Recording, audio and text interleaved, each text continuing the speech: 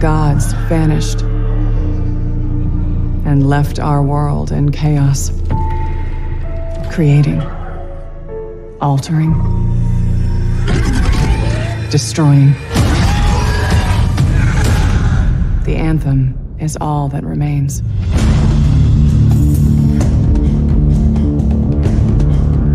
There's a storm coming. These walls can't protect us forever.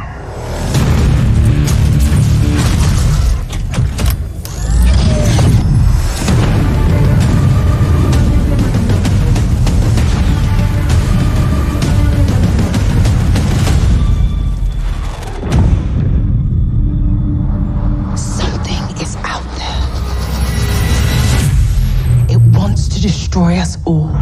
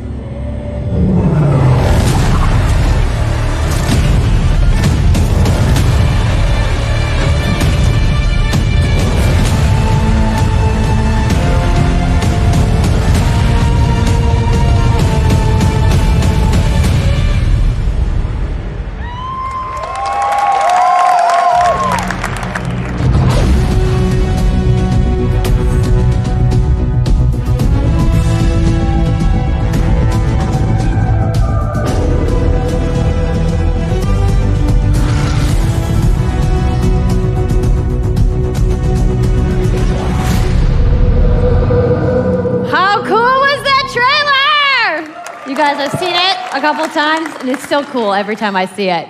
So I know all of you, like me, have had tons of questions about Anthem since last year because we're all BioWare fans.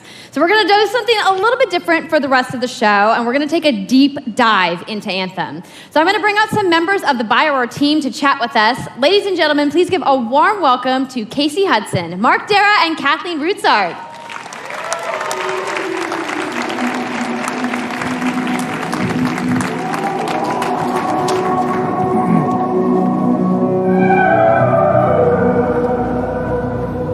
Thanks, guys. Thanks for coming out today. Just got a little game to show, right? Yep. It's going to be very exciting. So, Casey, we're going to go ahead and just jump right in and get started with you. So now, we know that you all started, or Casey, you started your career at BioWare way back in the day, but you took a couple years off. But before you came back, you actually worked on Anthem before you left. Yeah, that's right. So, you know, first of all, it's amazing to be back. It's awesome to be making games for BioWare fans. You know, we have the best fans. So it's been super satisfying to come back to it. And, you know, I just want to be able to continue the legacy of the studio. And that's kind of where it started with Anthem, is just thinking about, you know, what is the evolution of a BioWare game? And we wanted to create a brand new world for people to discover, you know, a whole new world of story and character. But we also wanted to do something that was, you know, more of a dynamic and living world, a game that would change every time you came back and played it. We also wanted to do something where, you know, if you wanted to invite your friends into it, then you could do that as well. So that was really the initial vision of the game, not an MMO, not a multiplayer game with story sort of bolted on this side, but something new and different, and I think the team has really captured that vision over the years. Your fans really love the stories from BioWare, but I think we're kind of curious how you're planning to make story work in this shared world. So a great story for BioWare is really about characters that you can have a connection with, choices you get to make, and feeling like the story is about you. In a lot of multiplayer games, those things get diluted because you're mixing multiplayer and storytelling into the same areas. Now you can build a solution to that, but you have to really build it into the core of the game. And that's what we've tried to do with Anthem.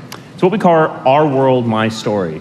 So when you're out in the open world, the world is really dangerous and you're focused on your mission. And this is where other players get to play with you. The thing that's really interesting about this, it's unique for Anthem, is that this is a living shared world. So whether there's weather, or it's nighttime, What we're experiencing together. Everyone that's playing Anthem at a moment is seeing the same thing. And this is what we mean when we talk about our world. It's a shared world that we all experience together. But then when I finish my mission, I come back to a base like Fort Tarsus. And this is a single player experience. I turn in my rewards, I talk to some characters, I experience the choices of my action. And this is where your story really lives and breathes. And by doing it this way, we're able to combine that impact and agency of a single-player story with the fun of teaming up with your friends to play co-op in combat. And we're also designing it so that we can add story for years to come. So one of the first things that we hear from our community is they want to continue to play in our worlds. When they've finished Mass Effect or Dragon Age, players want more story. And so we've designed Anthem in a way that we can actually add more story for years to come. And it could be anything. A new moment with a character that you've grown to love, or an event in the world that deepens the lore, or an entirely new storyline and plot.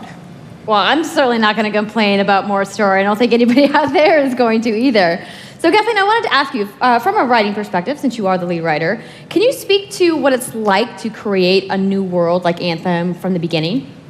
Well, what's really exciting for us, and not just the writers, but all of the devs, the designers, the artists, is that we're creating something new and mysterious for players to discover.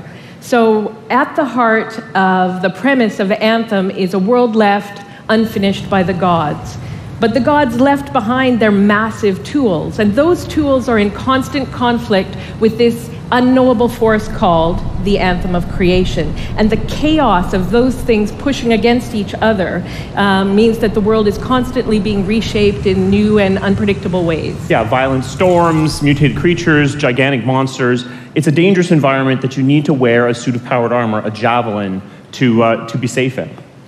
Now, something I think a lot of players out there maybe don't stop to think about is just how much work goes into creating a new intellectual property, or IP, as we've been saying.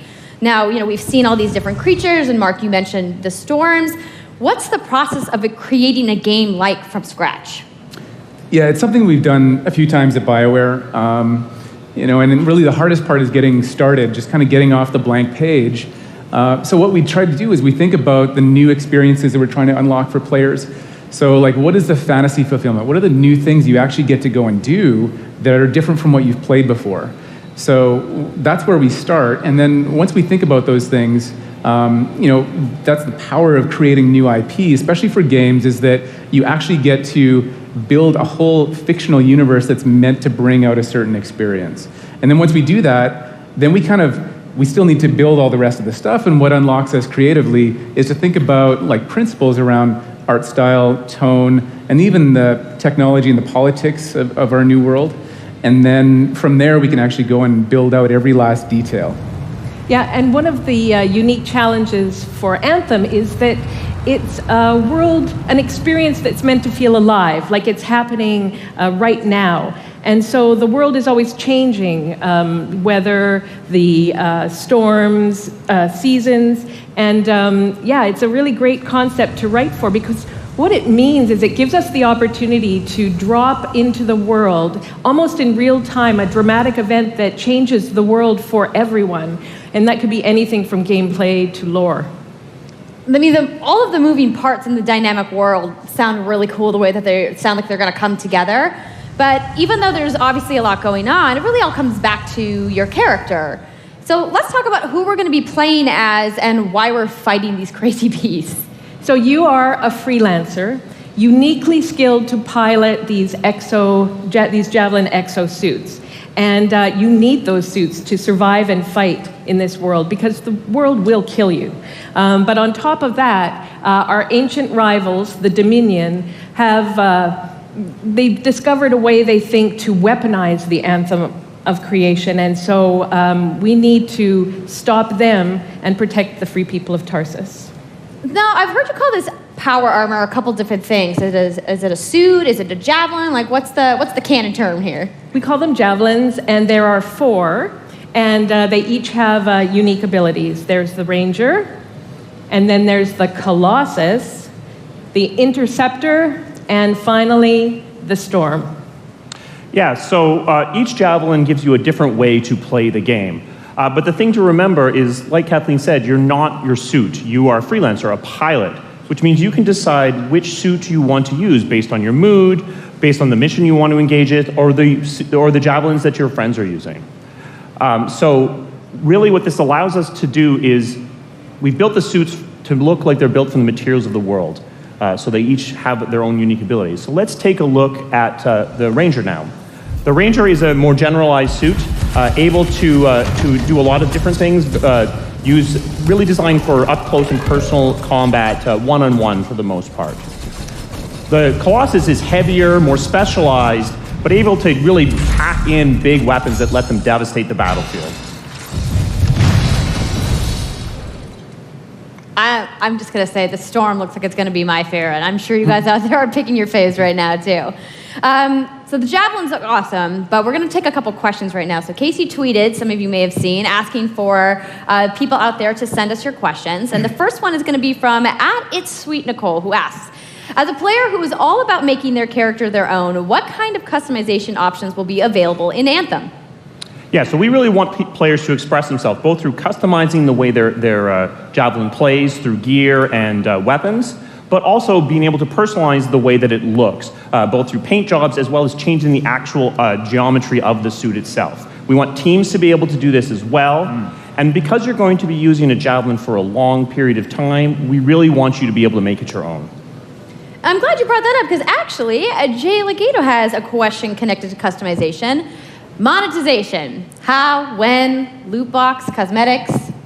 Yeah, so we are going to have some cosmetics and vanity items that you'll be able to purchase, but you're always going to know what you're going to buy before you spend any money on it. So no loot boxes, no ability to pay for power. Yay. So that means no ability to spend money on gameplay advantage at all within Anthem. But even more important than that, we want to make sure that Anthem is an immersive experience that feels like it's complete from the get-go. So that means a main story, a big open world, and an ongoing service that provides new content for a long period of time. New story, new experiences for everyone. Well, I'm glad to hear that I can make my javelin pink. That's really all I wanted to know, I'm going to be honest. All right, Casey, we talked earlier about this being a co-op experience. So can you tell me a little bit about how the team gameplay in Anthem is going to work? Yeah, it really is about the fun of teaming up as a team of superheroes and working together. So you want to get a few people together of different classes. So I think here we're going to see the Colossus, just hammering people on the ground in gameplay. If we can have a look at that. So heavy artillery, being really strong, in melee combat, and then here you've got the Ranger shooting down from above, and then they're using combos and special abilities and stuff like that. But what I love is you don't just run around, you're swimming and flying as well. So it's interesting because the Slate Tones wants to know, how will you balance multiplayer with single-player storytelling? So Anthem's really built around trying to combine the impact of having your own personal story with the fun of playing with other players. But we really want to make sure that that playing with other people feels like a choice. So for people that want to just experience the story, you're going to be able to do that. Now, going out into an open world like this by yourself is going to be a little bit more challenging than if the team of 4 people. And we've really tried to balance the co-op experience to be fun, even for people that don't normally engage in this kind of thing. So I really hope that everyone at least gives co-op a try. Okay, that's good to know. If you want to roll solo, you can, but it's just going to be a little bit more difficult. Well, I know you all are on the edges of your seats. How about we show a little gameplay? Yeah? You guys want that? All right, so Kathleen, I think you're going to set this up for us? I will. So, you and your friends have decided to play a mission called Scars and Villainy. The Scars have put together an acid-based super weapon, so you got to take them out. So you start in the Strider, which is like a giant walker, and it's your forward base of operations. You have a conversation with your crew, Halleck, Faye, and Owen, and you'll hear Owen. He's going to talk us through the mission as we experience it here. And yeah, then you just get into your javelin suit and you head out with your friends. All right. Well, thank you so much, Mark, Casey, Kathleen, for talking to me about Anthem today. We're going to go ahead and roll the gameplay now. Enjoy, everybody.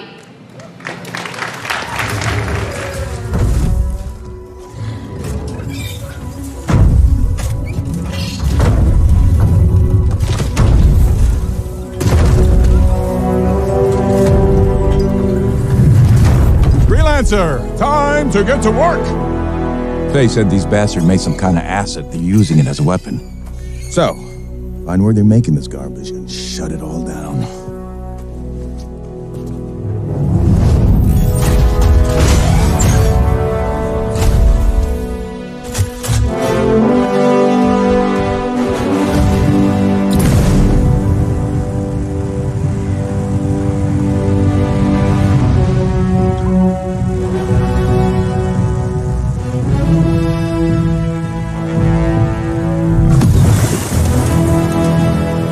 Owen, what's the plan here? Picking up loads of scars nearby.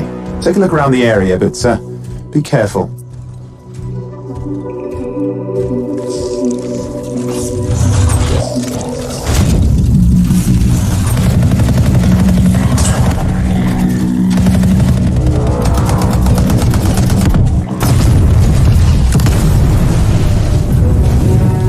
Right. Checking out the Scar Camp some more. Look at all the weapons! Oh, and the turrets! Better move quickly.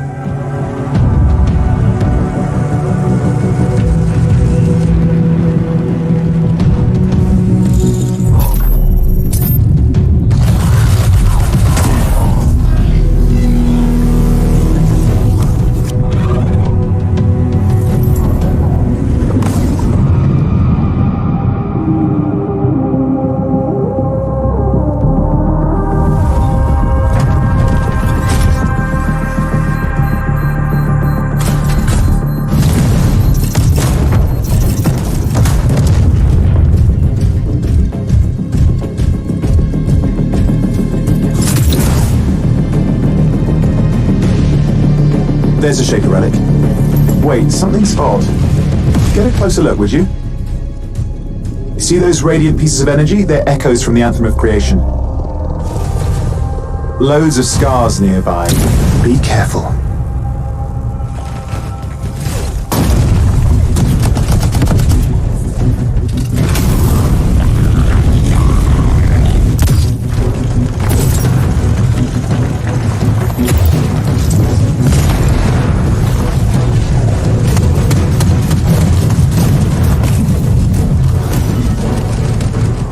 Return them to the relic. You've got to silence it fast.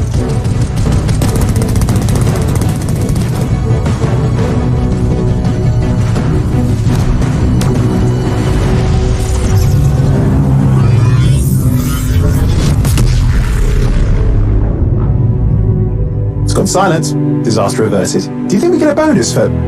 Wait, something's happening. What the hell was that? I think that was whatever laid all the eggs around here. The sound came from below your position.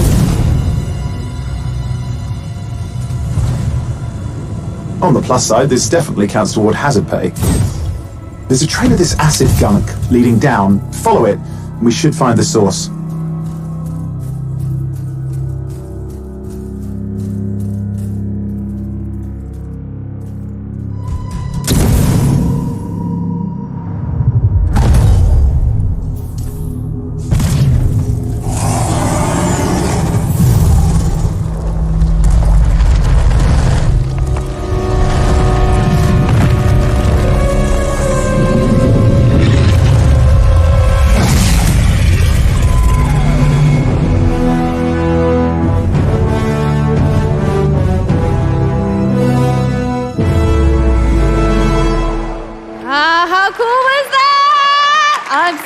You guys. Yep, and that was actually just a short version of the full demo that we brought here to LA. So if you want to come by the Anthem Theater here at EA Play, you can check out the game live.